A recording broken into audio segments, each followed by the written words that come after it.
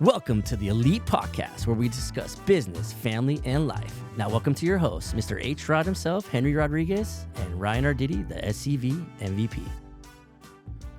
What's up, podcast world? It's your favorite insurance guy, Henry Rodriguez, and we're back once again with the exclusive EliteX Podcast with my co-host, The SCV MVP. What's up, MVP? I'm excited. We're I miss back, you again. baby. I missed you, man. I actually miss you this time. Really? Normally I You don't, say that every dude. time. It has the nose done a little. It's redder. I do a little. Did you do a little wax on, wax off on that thing? The older I get, the more the sun hits it, man. I don't know what to do. I need like glasses for my nose or Dude, something. speaking of sun, it's finally out. I know, I Sun's can't out, believe guns it. out. Can you tell? Is You that ready? you saying that because my shirt? Are you ready for the summer, dude? Yeah, I'm With your excited. new house and everything? Oh, man. I'm going to have a party, but we're going to leave that low pro right now. Okay. The address will be disclosed later at a different time. All right, man. Well, let's recap a little bit about the last few months. How about that? Before we bring in our guest speaker, who I'm very, very excited We're about. getting some pretty big names now. We're kind of becoming a big deal, dude. yeah, okay. So a recap of my last few months. I just got back from, well, not just got back, but I came back from Arizona. Lots of baseball, lots and lots of baseball, which is fitting with our guest speaker. But I've had a lot of baseball.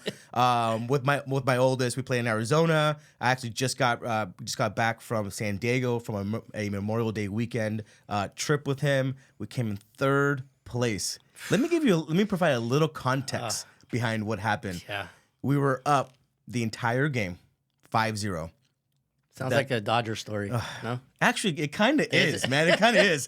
So 6-0, the other team comes back. Oh, my gosh. Sorry, 5-0. The other teams come back. 6-5, them. What inning right now? We're the home team, so we get last at bats. Okay, yeah. That's how baseball works. We get the home team gets last at bats. 2 outs. My son comes up. I'm sweating. Oh, Jesus. I'm like, oh my God, I feel the pressure. Could you imagine him? Runner is at second. So in baseball, what you do is you take a pitch to make sure you get the runner. I just want to make sure. Okay, I just wanted to make sure. Our listeners. You take the pitch, strike one, but runner advances to third. Okay. Right? Stealing. He steals. Yes. Yes. Okay. Yeah. Because you don't want to hit into a. You still want to. You want to get him over. Okay. Yeah. So next pitch fouls it off just by this much. This much fouls it off. That would have been the game tying one right there. Then the kid throws an off-speed pitch, throws off my kid, Strikes him whiffs, strikes him out. Game over. 6-5 them. Man, the pressure, man, the pressure. But you know what? For me, baseball is a game of life. Yeah. And my son, who's 11, shout out to Jaden Rodriguez. What's up, Jaden? He's a baller, by the way. Little Baller Dak, for little sure. Dak. Little Dak Prescott Little when he Dak, plays flag yeah. when he plays flag football for sure. He was distraught. He was crying, but I said, son, you know what? This baseball is a game of life. These are the moments that are going to build you up, right? It's going to help you perform later. Let's use this as fuel to the fire to come back greater and stronger next time. That's what I love about sports. There's so many teaching moments. So many. That So we many, can't, man. as parents, predict. And in that moment, he probably learned so much that in the future, he's just going to ball out, But that is tough. Hey, your That's words a to tough God's one. ears, brother. So That's a tough one, man. that's a quick recap of my last few months. What about you, man? So my last month, still the real estate market is up and down, right? The rates, but inventory is increasing, and there's a lot more buyers off the fence, a lot more people out there actively looking now that school's out. Yep. My little Bray got an award at Bridgeport. What did my nephew get? Math award. Math. I can't believe it.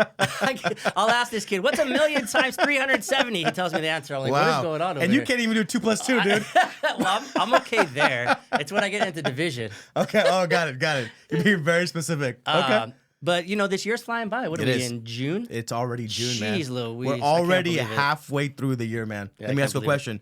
What are you most excited about the second half of this year? That's a great question. You always put me on the spot over I here. have to, man. I'm excited. I'm coaching basketball with my son, so I'm excited to do that. Got a couple of trips planned. Okay. Hawaii. Nice. What islands? I'm going to Maui. Okay. I love how you say islands. Islands. It's just because one it's island. the islands of Hawaii. Oh, okay, like one island. We got a couple of trips planned, and I'm just excited to kind of just get into the summer a little bit. Okay. Dude, Maui's one of my... I've been fortunate to travel the world, and Maui is one of my favorite places on earth, dude. I love it, especially the Wailea area. But enough of us, man. Yeah, we're done talking. super excited to bring in our next guest, okay? former big leaguer, none other than Mr. Trevor Brown. Welcome to our episode, brother. Thank you, guys. Thanks for having me. Trevor, why don't you tell us a little bit about yourself? Yeah, so Trevor Brown. I grew up here in Santa Clarita. I went to Hart High School, UCLA, and then ended up getting drafted by the Giants in 2012. So my life's pretty much revolved around baseball. Yeah. I did a handful of sports, but growing up, baseball was the main one. Continued that into a professional. Played for 7 years. Ended up retiring in 2019. I was 26 when I retired, so Okay. it wasn't a retirement by choice. I ended up getting a couple injuries, some concussions. I was a catcher. Oh man, concussions. Some concussions. But 7 years. 7 years. Yeah, That's impressive. I was happy with it. There's a lot of turnover. Yeah, no, 7 years is saying something. To play at in that the level? show, yeah, 100%. I wasn't in the show all 7 years, but I did. I mean, I got some major league time for a couple years and 7 professional seasons, and then ended up retiring. And then now I'm on the other side of the game, so I do some coaching locally. Yep. I run a travel baseball program called TBI. Yep. And, a little organization. Little guy, a couple of teams. And so I do that. That's my day to day now. And I got a question. Did you grow up as a Dodger fan? I did. Hell So, yeah, let's funny. go. How was Let's that go. Bleed blue, baby. Bleed blue. How was that transition to getting drafted by the evil empire? Yeah. This was the most popular question I got. Evil Empire. Yeah, this was the most popular question I've gotten by far, by the Giants reporters. And you play at Dodger Stadium, and they're like, "Oh, we got a local guy. I got to talk to him about it." And yeah, definitely one of the most popular questions I got. Growing up a Dodger fan, obviously, local kid, and you're in college or you're a profile guy and you think you might get drafted. It's like, obviously, it'd be awesome to get drafted by your local team, but just getting drafted in itself is like something that it'd be a dream come and true. what I wanted, right? That's like me getting a listing. You don't get too many of those, dude. So yeah, I get your point. I get rejected. I get rejected. So that's super funny. So yeah, I remember being at practice. I was at UCLA, and they're like, "Okay, you guys. Obviously, we understand there's a lot of you guys are probably getting drafted today. You can have your phones." And so everyone's like, "We're taking ground balls," and I'm like, I still haven't gotten it. Man, I was supposed to go 2 rounds ago. What's going on? So you're like the pressure, then you get drafted. And I'm like, Giants. I'm like, they weren't even one of the teams I was really talking to prior to. So it was a little bit of a surprise. And by the time I had finished practice, I had already gotten a picture. My whole family, I feel like they were like freaking waiting at Liz. And it's like my brother, sister, mom, dad, they all had a Giants hat on.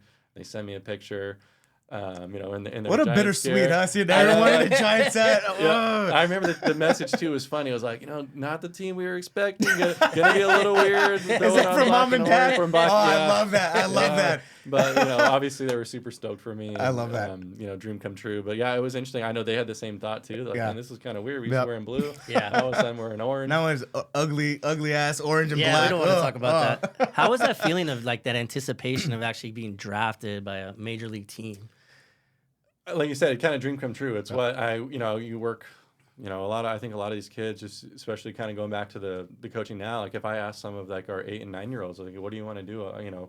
Playing travel, I'll bet you a ton of them are, have dreams and aspirations of playing in the major leagues. They watch on TV, they could probably rattle off all the stats of like every Dodger, all these guys. My kids they're diehard. For sure can. Yeah, they're diehard into it. So, I was the same way. That was a dream of mine. And so I kind of tried to, you're in high school and you're like, man, I hope I can go to college and keep playing. And then, I got a really good offer from a good college and at UCLA, and then you're there and you kind of anticipate you can't get drafted until your junior year. So once you decide to go to college, you got, at least for baseball, every sport's different, but baseball I was going to ask that. Yeah, it is different. Okay. Baseball is 3 years minimum. So if you go to college. A 4-year, like a 4-year college like UCLA. If you go to a junior college, it's 1. Oh, okay. So so you can go to some guys that are like I think Bryce Harper is a good example. He went to a junior college, balled out, and then was super high draft pick. I wish the Dodgers picked up Bryce Harper. He's balling. Phillies. Balling. Yeah, so guys like that. So I'm like, okay, so I'm gonna focus on school. You got a couple years, then your junior year. That's where you're getting back to the pressure of it. Yeah, it's like, man, and a lot of people put so much pressure because they know that's their draft year. It's like, man, I got to play good this year. My future rests on this 1 year. Yeah. There's so much pressure. Yeah. Luckily, you play in so many games and just, you're 18, 19, 20 years old. So you're a little older. You're not like, you're just barely an adult. Right. You're still like navigating all that stuff. And then, playing in high school, I was, probably one of the top 2 or 3 in Santa Clarita, at Hart. And I had, I played really well. I had good stats there. There's a lot of history in Hart. A lot of history. A lot of players come from that school. Yeah. So I'm hoping to get picked up. So then I end up getting picked up, and then it's like, holy crap, I am no longer the best guy. Yeah. Not even close, right? There's the big like reality check, There's huh? 35 guys on a team, and I was young. So I was 13 as an 8th grader. So I graduated high school. 17 years old. I didn't turn 18 until November, my freshman year. Oh, you were young. So I was a young guy. Yeah. Now it's very popular. Kids are getting held back. Oh, yeah. And so some of these kids are almost like 19 when they're getting. So I know a 21-year-old that just got his diploma. Yeah, I couldn't believe it. He brought a Corona. It's really relevant in football. He brought a Corona to graduation. It's really relevant in football, right? To be held back just to physically be developed. But Trevor, I want to continue down this journey, and I want us to showcase your journey. So let's take it way back. So you played at Hart High baseball. Did you also play Little League at the Hart Complex? Wow. Yeah, okay. That's where it all started. So let's talk a little bit about that and go through that journey, because again, I am such a big baseball fan in general, and I love your story. So I want to make sure that we talk about the entire journey. So at the Hart Complex, what was that like leading up into high school? So yeah, the complex was fun. I was a multi-sport kid. It was different back then. Like what do you mean complex? Are we talking about the same facility? So right next between the BMW and the Mercedes, that little baseball. Yeah. Okay, we're talking about that forever with the same parking lot. So that's Hart baseball, but then he also played. Never changed. And then he also played at Hart High. Okay. I didn't know you called it the complex. Well, to kind of distinguish the two. Okay. Hart Complex, Hart High. We're on the same page. Exactly. I know what day it is, and we're on the same page. I just want to make sure. Yeah, so grew up that, and it's different now where travel ball wasn't year round. Travel ball now, there's 6-year-olds that are playing year round. They don't play other sports. They got a training coach. They got a hitting coach. They got a pitching coach. They're playing on travel ball. It's different. Yeah. So I played spring and summer at the complex and that's travel ball, and then it was football season, and then winter, December, January. There's nothing. And you were doing it not that long ago. So like in the last, let's call it 5 to 10 years, this whole transition of like a single sport player starting at 6. That's crazy. Yeah. What are your thoughts on that? I'm indifferent. Like, if you are a diehard and you want to go all into it, more power to you. Obviously, I think you're going to develop a lot of skills. You're going to probably be really damn good at that sport. However, I think the downside of that is playing other sports. Like, you play football, you're going to get mentally tougher. You're going to get physically tougher. I agree. You're going to have to deal with a lot more, different just the physics. Yeah, it's different for sure. Yeah. Basketball, all these different sports, you're going to get better athletically because they're different.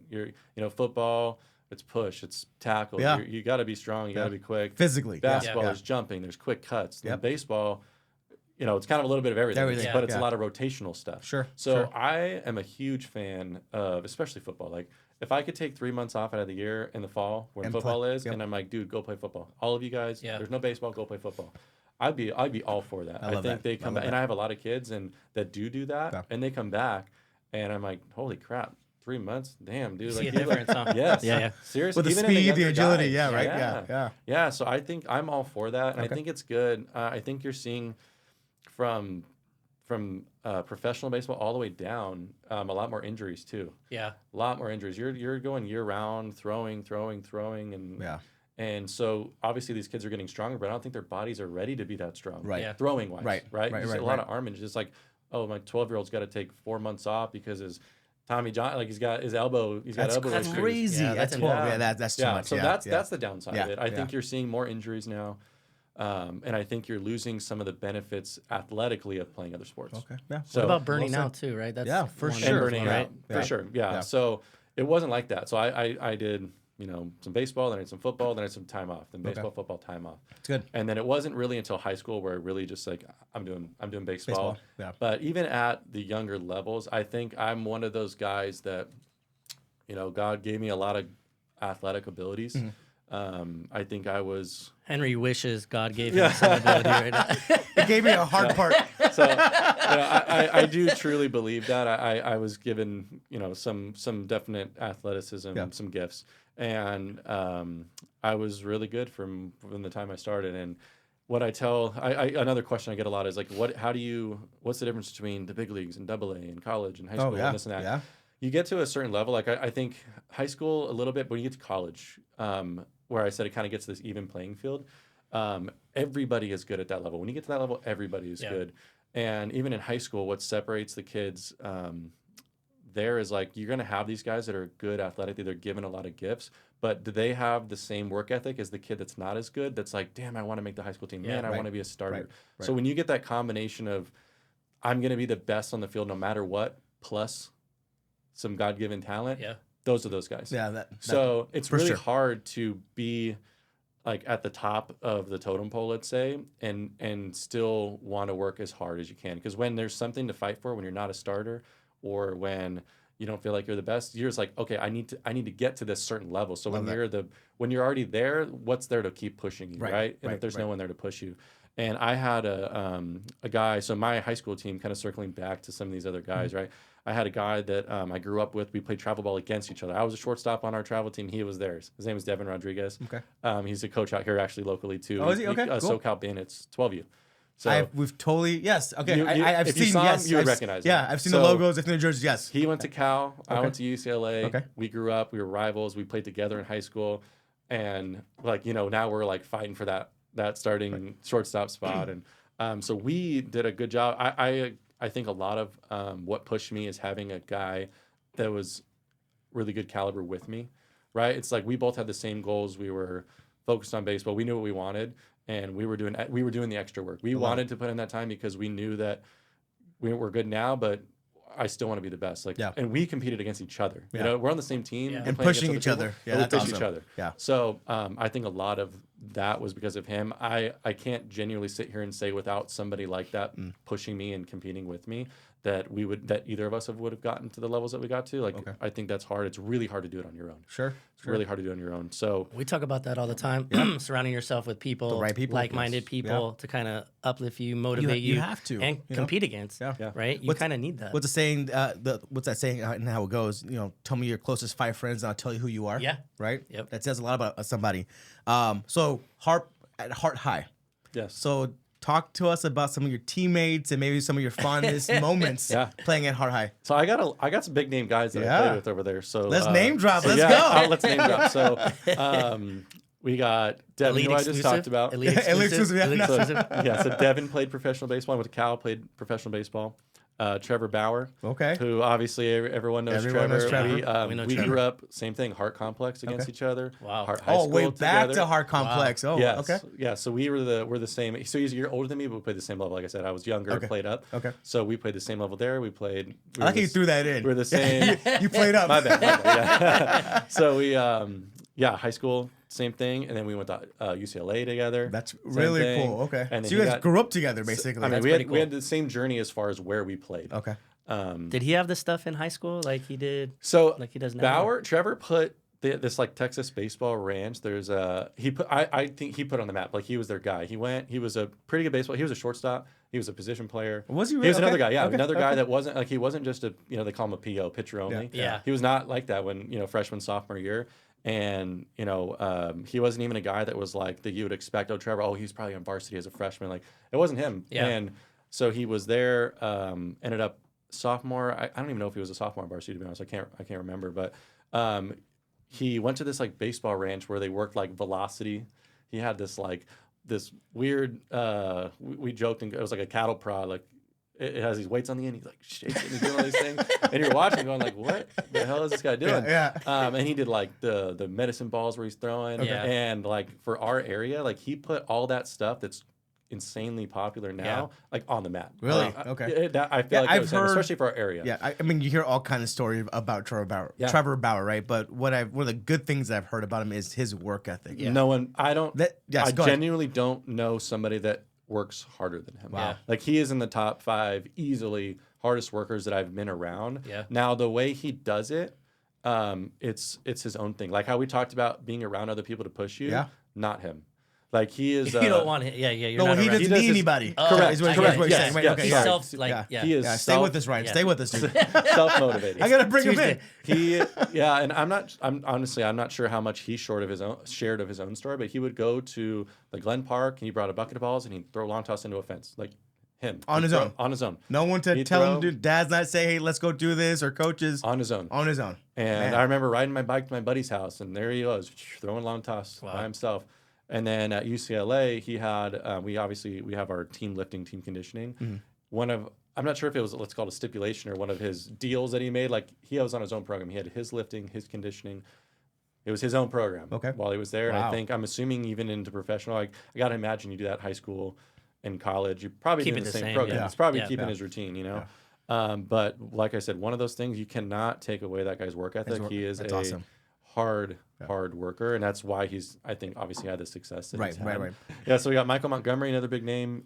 He played a lot of years in professional baseball. Kind of a fun fact about him, my last major league at bat is Michael Montgomery. Okay. So a local guy, and I remember we used to train together in the offseason a little bit, and it was the year that the Cubs won the World Series. Yeah, he I remember threw the last pitch. Yep, I remember that. Chris Bryant got the ground ball at third base. Yeah. So that's Michael. That. He was that pitcher that closed out that game. I do remember that. And we played that in I think an NLDS playoff game, and I had like a 11th inning, extra inning at bat off of him, and then I ended up the next year I ended up back in AAA, so it was my like second year playing it with the Giants in the big leagues. My last bat against him.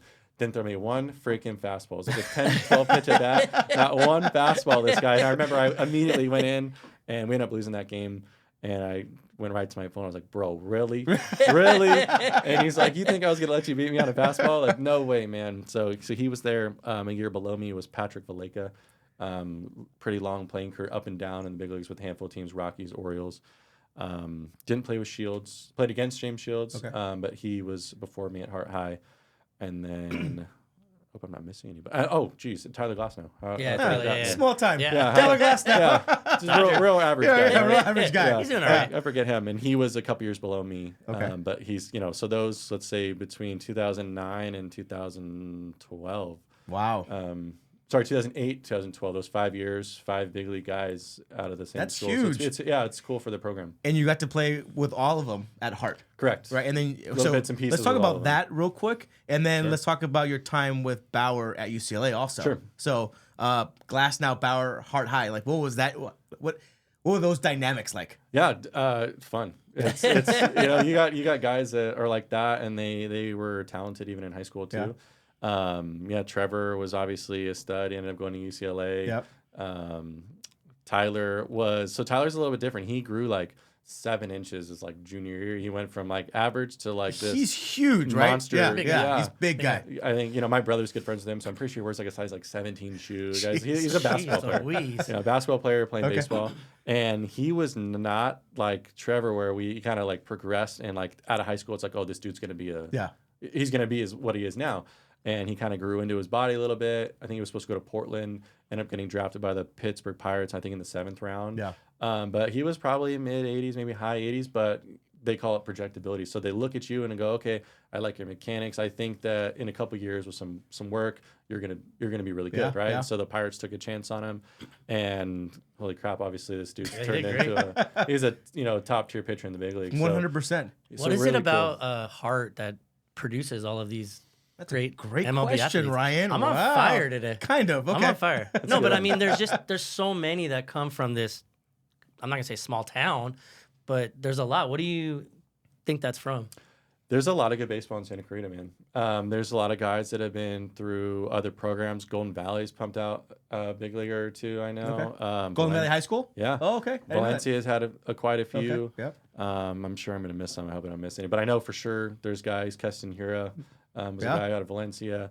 There's just good baseball in Santa Clarita, man. And I think the travel ball realm really...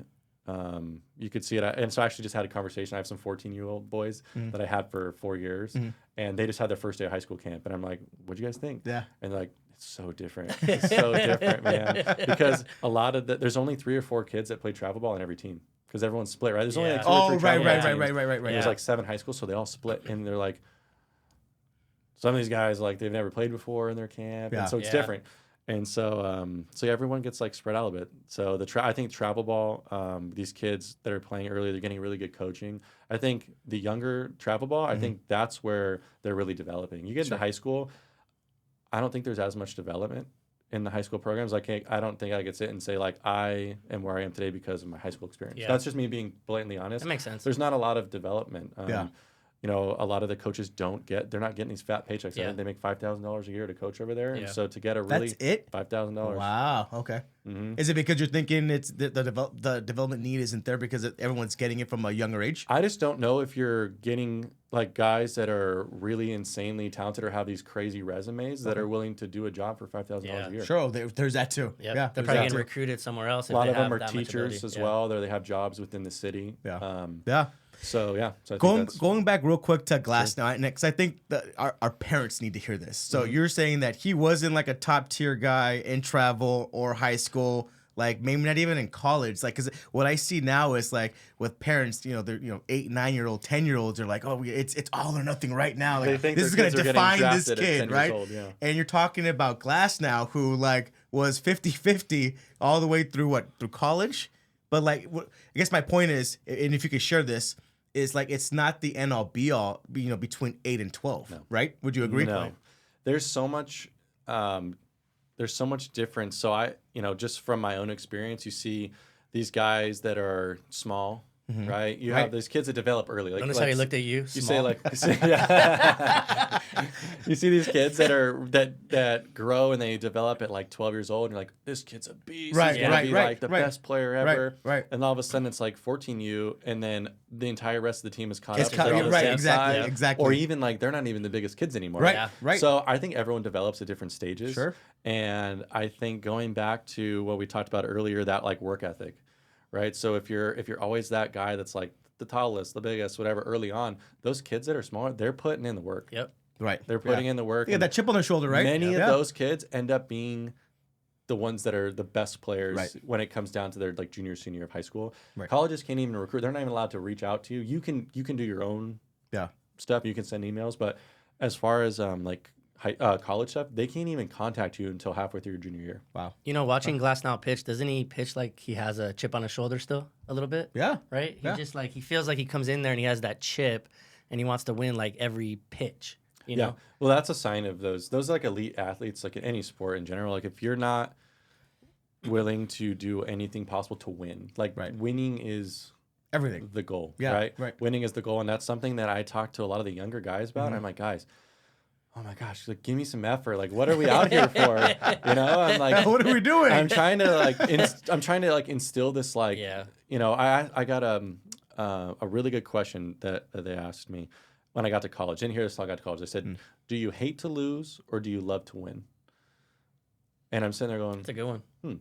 I'm like, well, obviously everyone loves to win, right? But when you are someone that hates to lose and you play the game not wanting to lose more so than just wanting to win, I think that's another step up. That's the mama mentality. Yes, like you're not like winning is or not winning. So losing is unacceptable, right? When you play like that and you're willing to put everything on the line to not lose more so than just to win, I think that takes you to another level. And so I try to like instill this like mentality of when you talk about playing with the chip on your shoulder or just being like this so intense that you're like ultra competitive in a way. Like I joke with the kids and I'm like, dude, if I'm playing my grandma in Monopoly, I'm whooping her ass. Boardwalk. Like, grandma's going down. Grandma's going down, right? Like, and I literally use that exact thing. I'm like, guys, like I don't want to lose. Yeah. Well, you're playing to win. It's one of the things that I tell my children, you know, and going in the same line that how you were describing it, but you know, playing not to lose versus playing to win. It's a big difference. You know, and I think you're doing a great job. I'm fortunate that you know both of my kids are growing up through your institution, and we'll get to TBI here in a second. But yeah, I see it on the field that you're telling these kids and sharing them these philosophies early on. Yeah, I'm trying to, and like I said, it's their at the end of the day, it's their choice. Like their effort is going to be as much as I'm like try hard. Right. It's their choice. At the end of the day, it is their choice. If they're going to put extra work in, it's their choice. Okay. But it's like you're saying the message, and I'm like, hey guys, like how often are you doing other stuff besides our practice? Right. That's the big key. You get out what you put in, guys. Like you're getting out what you're putting in. And, if you take your 1 or 2 practices a week and you're kind of going through the motions, and then you're not doing anything extra, there's kids even at 7, 8, 9 years old that are doing it. No, I mean, I'll again, shout out to my oldest J-Rod. We'll lose the game and we'll get home like, son, I'm tired. He goes, no, Dad, let's get in the batting cage.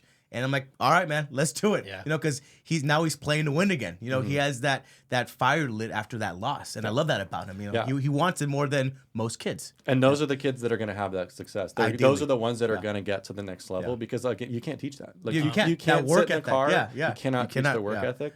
And I think those kids that have that, they end up, even if they're small now, they surpass those kids. They get to there, and I feel like puberty is that big thing. It's like, do you hit it at 10? Do you hit it at, like I was late. Yeah. Like, I think I was like a junior in high school. I finally got armpit hair. I'm like, yeah. Like, I had a beard in like 16 8th years grade. old. He did. I had a mustache at 8th grade. All right, Trevor. So we've talked about your time at Hart Complex. We've talked about your time at Hart High. We talked a little bit about UCLA and you playing with Trevor Bauer.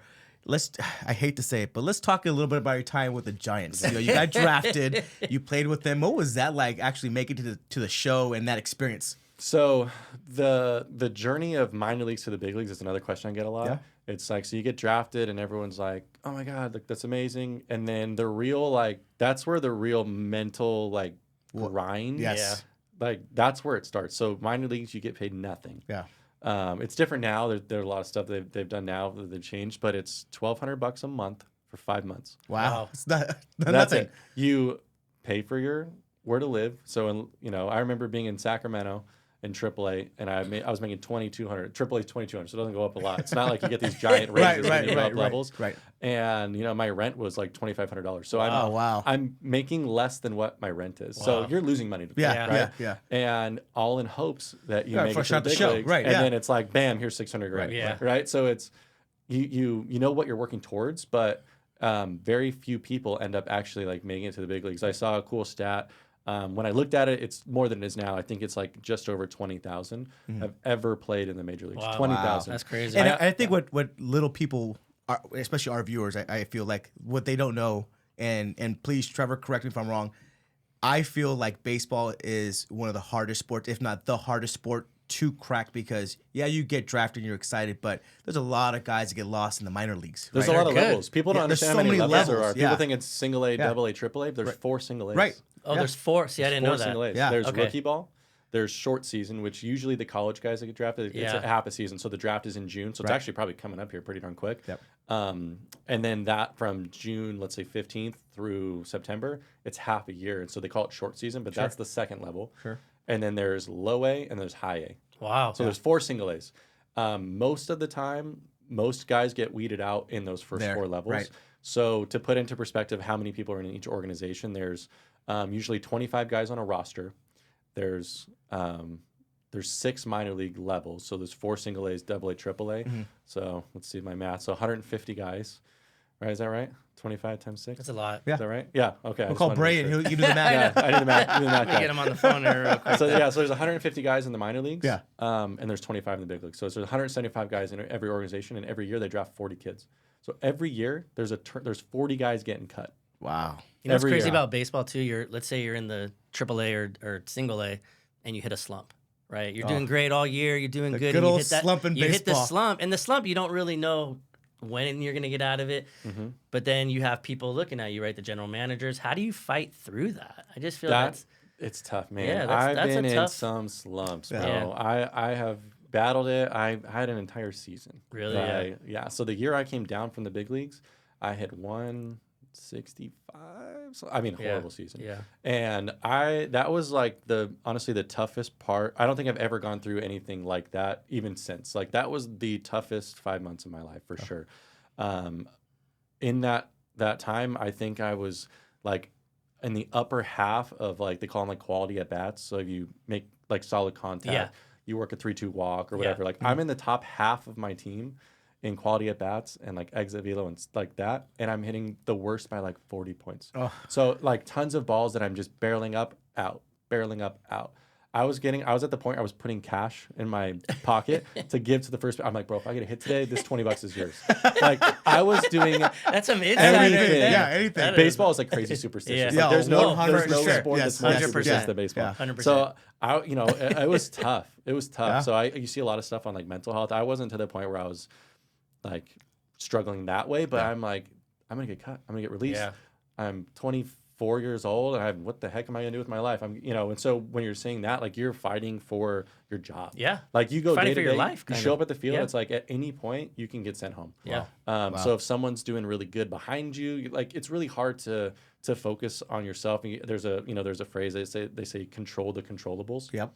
And so the only thing I can control is like my playing. I can't control the guy that's behind me, in front of me. Like, I got to focus on me. Yeah. And when you're struggling, you're like, is the guy behind me doing good? Oh, no, he got 3 hits today. I'm like, this is my day. Yeah. You know, and so my God. there's so many other factors and pressure that you try to take away from it. Okay. And you just try to, like, you're trying to stay in your lane. And I had an entire season where I just slumped. Oh. And I thought the entire time, and it was the year I got I wouldn't say sent down from the big leagues. I had a great year. I was super happy. I thought I was there to stay for, at least another time. And they signed a guy named Nick Hundley, 10-year veteran big leaguer. Yeah. And they got him for a great deal. Yeah. And I remember getting that call. He was a catcher too, right? Yeah, I remember getting that call and saying, hey, we got a guy we cannot pass up. And, we're not mad at you. We didn't think you deserve this. There's just a better option. Right. And it wasn't, and I remember getting that call and going, damn, like, I got to go back to AAA. This sucks. Because you get used to this lifestyle playing the big leagues. It's drastically different. It's night and day. You take a 5:30 south. You take the 5:30 Southwest flight in AAA to wherever, or you're taking your private jet, your charter. That's a game changer. It's different. Yeah. So that transition was tough too. Just getting sent down. Like, it's one thing getting sent from, like, single A to single A. Yeah. Big leagues down to AAA. It's a a tough big one. That's one hurts, right? It's a tough one to swallow. Yeah. And because Yeah. you've had a taste of the good life. You know what I mean? Yeah. And you know what's there. But you asked kind of the question of, like, what was, like, the pressure and, like, the experience. I remember getting in a squad. I typically you go to a big league spring training. Yep. Before you get called up to the big leagues and actually play, like, in a real game. My story was different. So I ended up. That's another layer.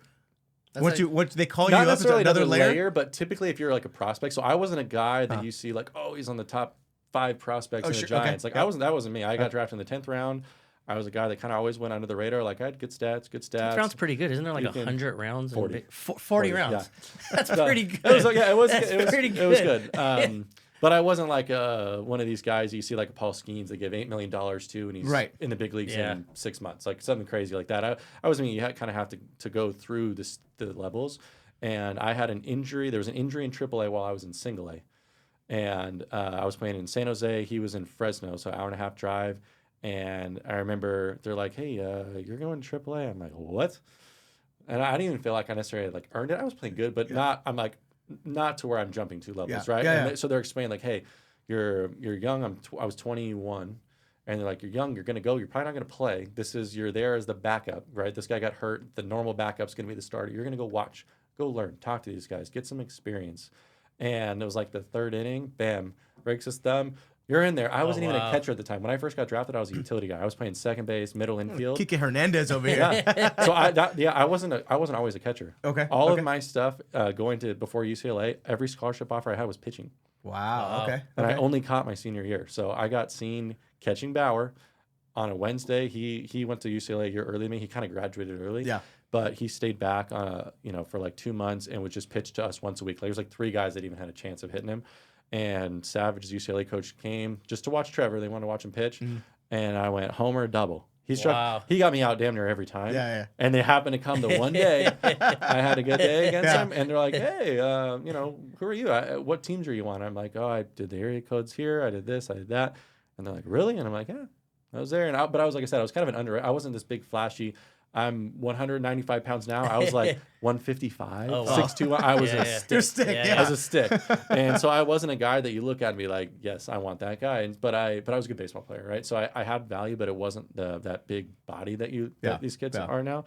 And they saw me play. I had one good day, and then I was on Trevor's team on the weekend, and the other coaches came and watched me. I had another good game. Sunday, Monday, I had a visit, and I committed. Wow. It was like a 4-day process. Wow. It wasn't even on UCLA's radar. And that's another thing that I tell these guys too, is like, we talk about opportunities a lot. And I try to circle back even to like the job in the real world. It's like, you're going to have like one option of going and you're going to have this job interview, right? Like, that's your one opportunity. Or you might have whatever it is. You don't get a lot of times in life tons and tons of like retry. A lot of times you kind of get one thing and you got to kind of take advantage of an opportunity. Right. So that was my first like real life understanding of like, wow, if I didn't do that today, my entire life journey changes. I'm not a UCLA. Yeah, it drastically changes, right? Changes. And then in AAA, so circling back to this AAA opportunity, guy breaks his finger. Now all of a sudden, go get him, kid. Like, I haven't caught these guys before. I just skipped 2 levels. Wow. So I'm this 21-year-old, and AAA is different. It's a lot of guys that have played in the big leagues. They're like their 8th, 9th year in professional baseball. Right. So they're 30, 35. Wow. And I'm 20. I'm this baby. I'm a baby in this clubhouse, right? And now I'm in there. And I stayed for like a month, and I just balled out. I played the best. I hit the best I played, and caught really well for not playing for 2 years. And I kind of like, that was my like, oh, this kid, if he just did this in AAA, like maybe he's got, he just proved himself, right? So that guy got healthy. I went back to single A because this guy ended up going to the big leagues. Like, he was the starter in AAA was good. His name was Andrew Susak, and so. I went back to single A, and all of a sudden September call-ups come around. They call him up, and then they still got a month in September. And instead of going to the AA guy, they call me right back up. Wow. So I completely skipped AA, which is not normal. They kind of say typically with professional baseball, if you can play in AA, you have success in AA, you can play in the big leagues. Oh, so that where I said they kind of weed everybody out in those first 4 levels. You get to AA, you're pretty damn good. You're there, You're pretty damn good. So I ended up skipping AA, going to AAA, finished the year there, did really well, started the year there again, and then got called up that year. That's awesome. So crazy. I was a 2.5, 3-year journey of minor leagues before I got called up, and then I played 2 more years in AAA. What a mental grind. I know. Yeah, baseball is 90% mental, right? Let me ask you a question. It's a big question. What was it like playing the Dodgers? Was it like the holy grail of baseball? So...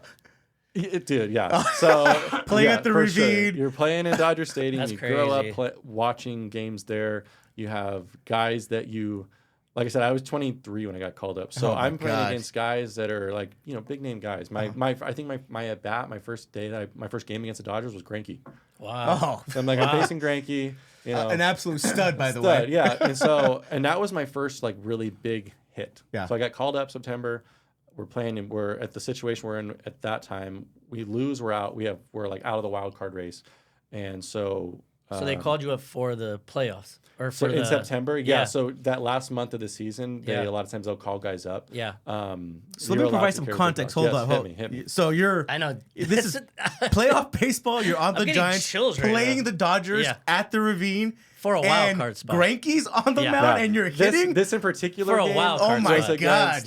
What a dream. Yeah, this was at home. This was at the Giants spot. Okay. This is in Frisco. This was my like first like big holy crap, this is But playoff serious. Baseball. Pretty much, yeah. At the we ultimate weren't in level. Playoffs, but if we lost, we don't have a chance. Oh, okay. So you're fighting for your life at this point. And Buster was hurt at the time. Okay. They had another guy that they called up before me, and then I don't know why they ended up not. I was home. So it wasn't like our season ended, they called me up, which is traditional. They called somebody else up from AA who had previous big league experience. I don't know, he played a couple of games, and I don't know if it was they weren't happy with it, whatever it was. So I was home for, 7 days. Okay. Bobby Evans, the general manager, called me at like 3 a.m. You answered at 3 a.m., right? No, he called me like 3 times. I didn't wake up. You kind of have that, like you're in and out. Right, and I'm like, this is a dream. This is part of my dream. And I'm like, oh my God. Oh yeah, what?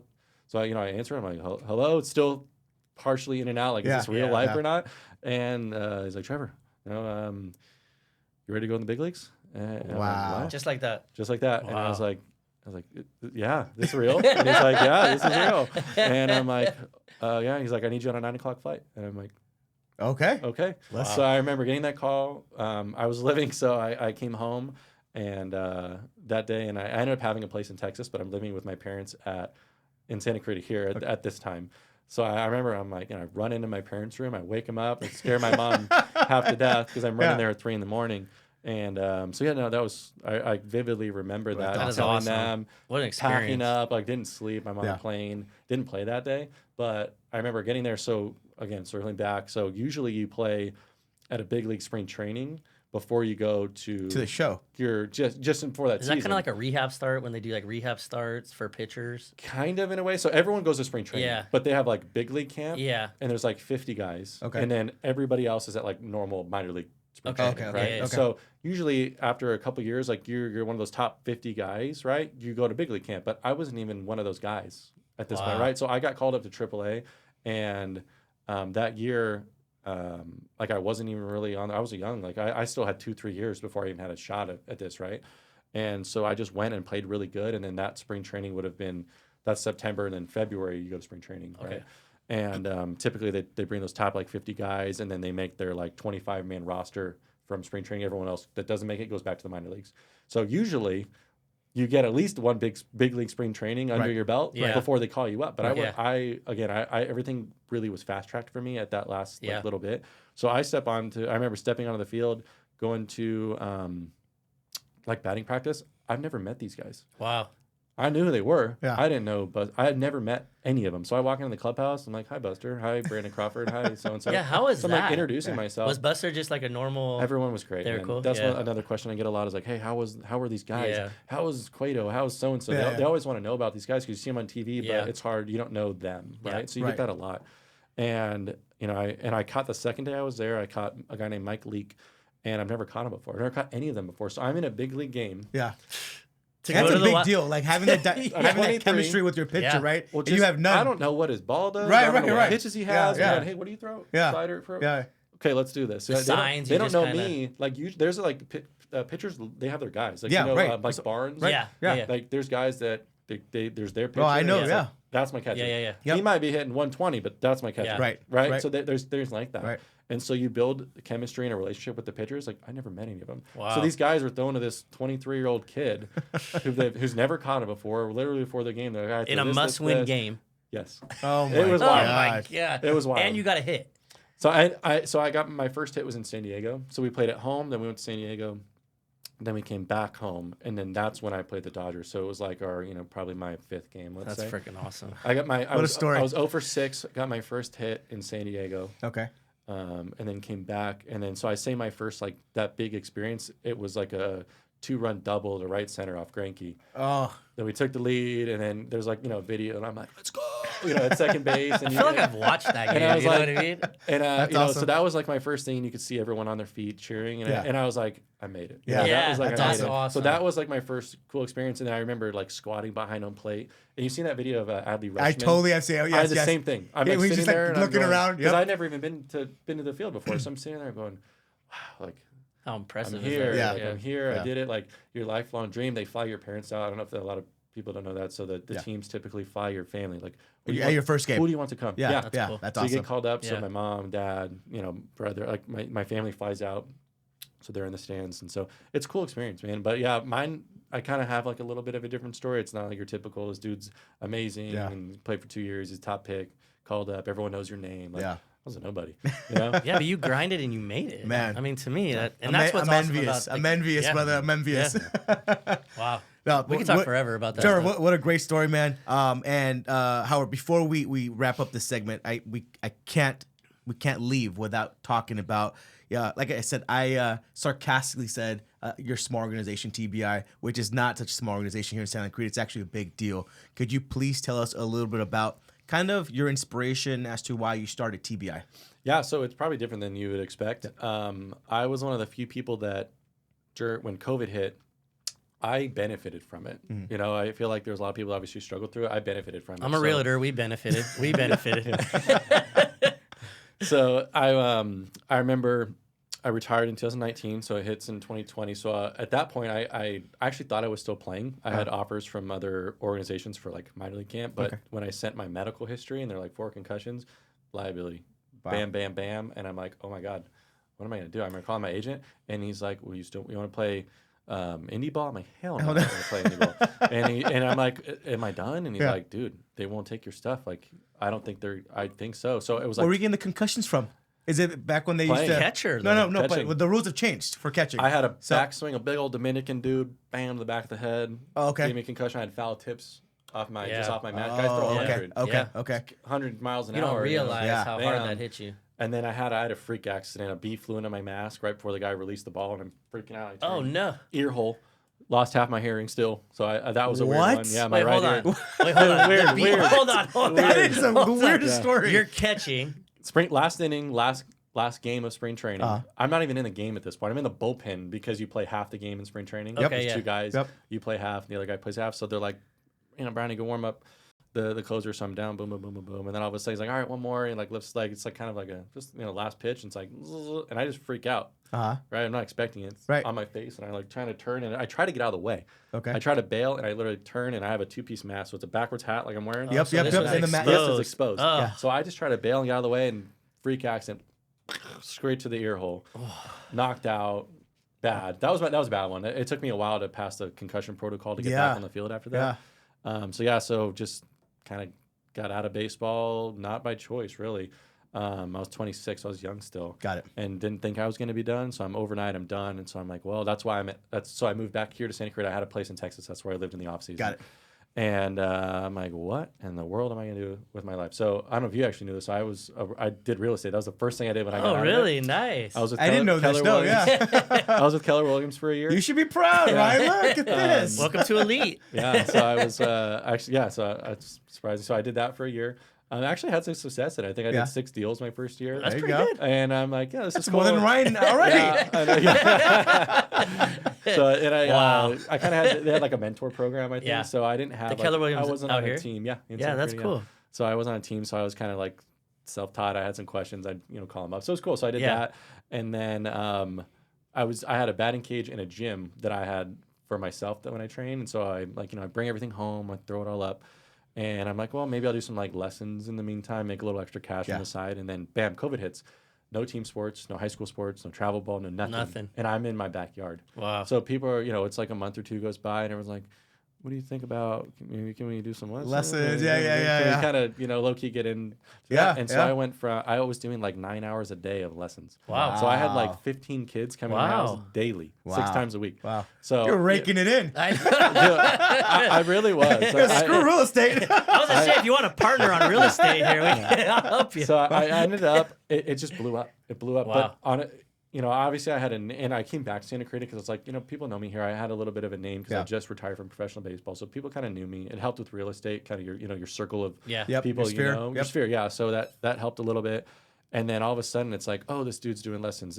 And then all the other guys that do lessons, they're usually in like a brick and mortar. They got a spot where they're doing it, and those had to shut down, right? So I'm like the only dude that has the availability of even doing this stuff. And so I got crazy busy.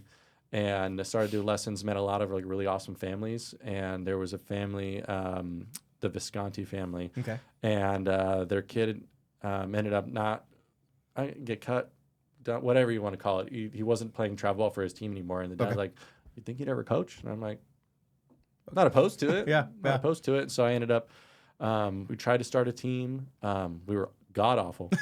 We had we could barely scrounge 10 kids together at 11 years old. And so Aiden Arroyo, one of those, one of the kids, he was one of my like OGs, we call him, right? So he was one of my original kids. We had like 4 kids that were playing hockey. They never played baseball before, but we got 10 kids. We're like, cool, we got a team. Let's roll. And we stunk. We were bad.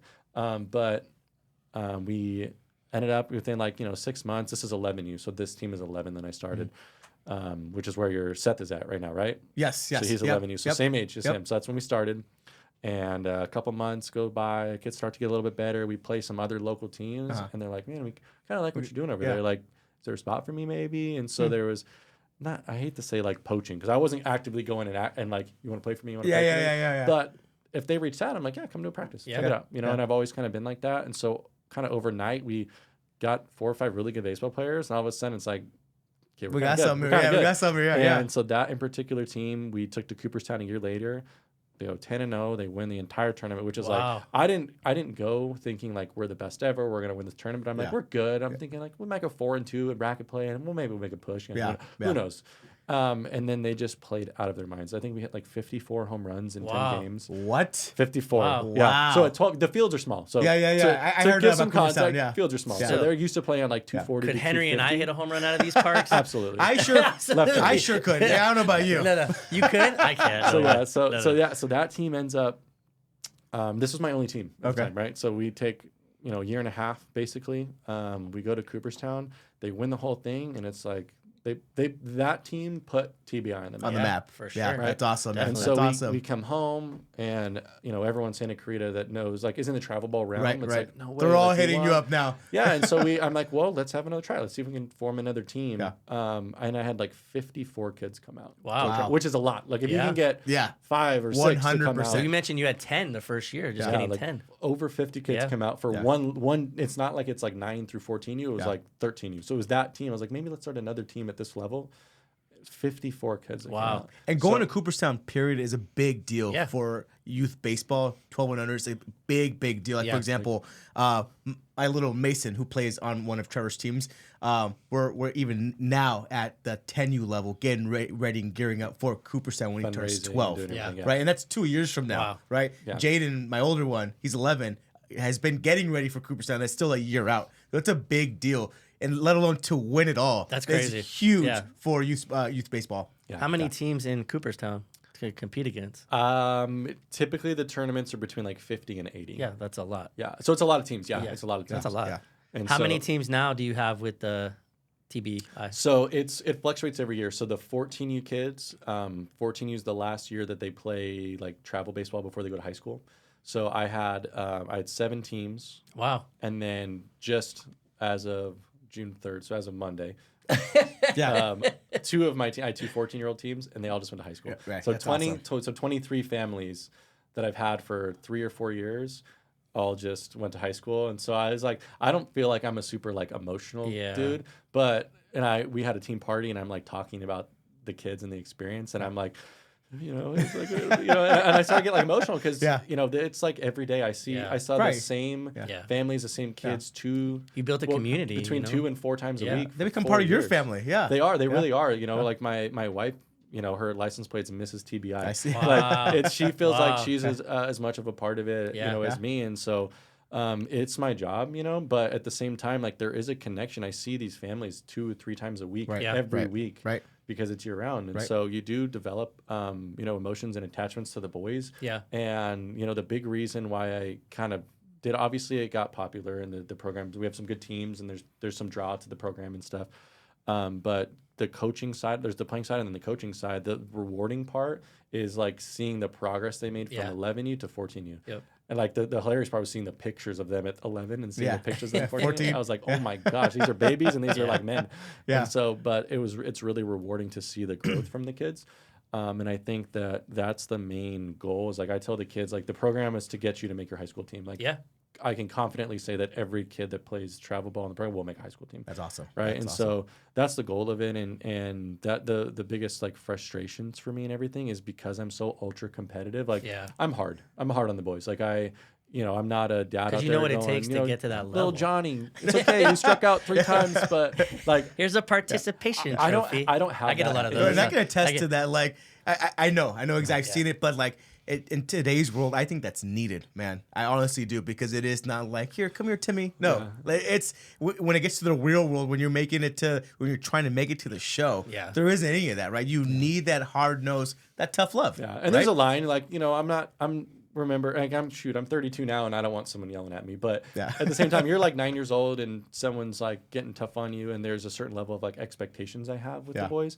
And what I have to remember is hey man, these guys are young, but at the same time, I'm I do need to push them. Yeah. Because, and I tell them too, because some of them will get a little you can see them getting a little sad. And I was guys, let me explain my job to you, right? If you're not doing something correct, my job is to tell you what you're doing wrong. Right. Right? I'm going to tell you, hey, that's not right. We got to do this. That's not right. You got to do this. So my job is to pretty much tell you that you're wrong or you're doing something bad. Right? And then the other part of my job is when you do it right, I get to, pat you on the butt. Yes, dude, perfect. Very nice. Let's stay right there. Do that again. There's that's the rewarding part of it too. So the frustrating part, especially with the younger levels, is it takes them I got to say a million times before they finally get this one thing. Then I got to say a million times to get this next little thing. Yeah. And so that's my biggest struggle, let's say, with coaching is I played at a high level. I think mentally I expect a high level and to try to instill that in the boys, and they're hurt. It's like herding cats with the young kids. 100%. It's hard to get them to focus. 100%, man. And I'm okay, they're not professional athletes. Don't treat them like that, Yeah. And so that's my struggle, but it's so rewarding to see the growth of all the kids. And so to circle back, I had 7, and then I have 5 current teams now that they both left. And every year when the boys go to high school, I have a team at every age group. So they go to high school, and then I try to start that lower level team. And then they go to high school, and they start the young team, not lower level as in quality, but an age group. That's great, man. So I'm trying to do that. I just think how hard it is in society now. You know, I have 2 boys too, and to be able to have a platform like that to give them, it's not just the sports, it's like building camaraderie, life lessons. 100%. Like, and you've been to that level. I mean, that's a good opportunity for them. It's a great mentor, to have for these boys to have in you. You know what I mean? Trevor, thank you so much for your time. That was awesome. We're going to leave with forever. one last question for you, okay? With TBI, where do you see your organization going in the next 5 or 10 years? I want to grow it. You know, I really do want to grow it. I think that I've stayed at the amount of teams I have because one of my philosophies with my program is that I want to be the coach of every team. Yeah.